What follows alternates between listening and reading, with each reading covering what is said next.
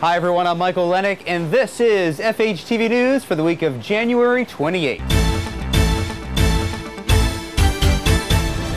We begin this week with great news. Florida Hospital will be rewarding your hard work with a bonus check in February.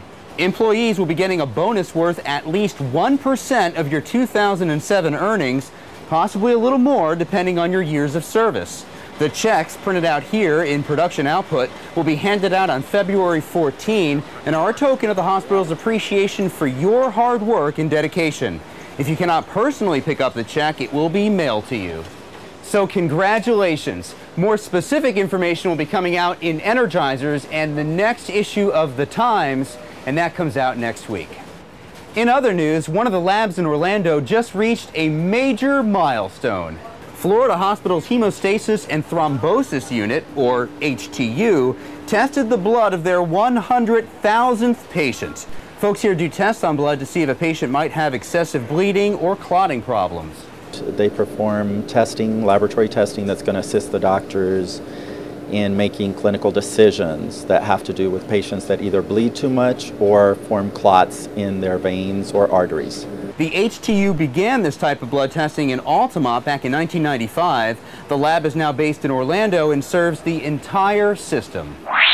Last week, folks in Apopka had a tailgate party, not for the Super Bowl, but their super goal, the goal of going live with iExtend on February 10.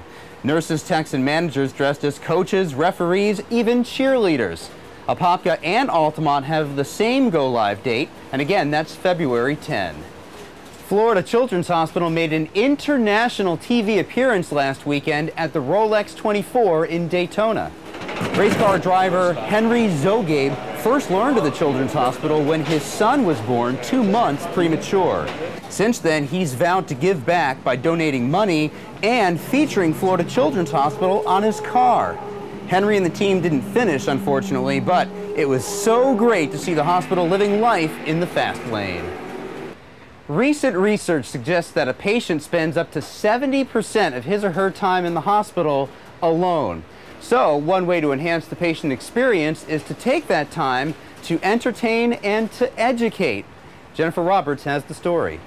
It sure is a big screen, but it's the content on the Get Well network that makes it impressive. This interactive TV has information patients can use. They can learn about procedures they're going to receive, medicines their doctors prescribe, and even let the nutritional staff know if they'd like a different dessert. Not to mention the first-run movie selection.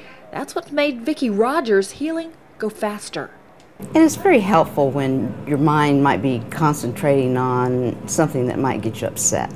The Get Well network makes the workload for nurses and staff lighter too. Patients or family members can use the remote control to ask for the services they need.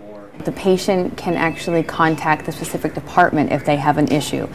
The Get Well network is being tested at Florida Hospital Altamont and could be coming to a campus near you in the future. Jennifer Roberts, FHTV News.